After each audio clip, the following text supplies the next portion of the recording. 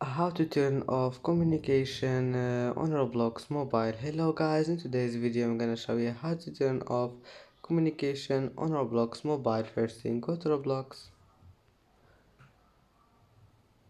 and then click this three points here in the bottom corner and go down until you find settings, click on it and then click account info and then just go down here and not account info, sorry, click privacy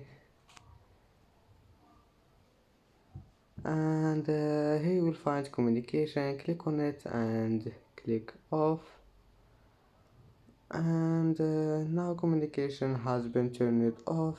And that's it for today's video. If you like this video, please don't forget like and don't forget subscribe, and see you in the next video.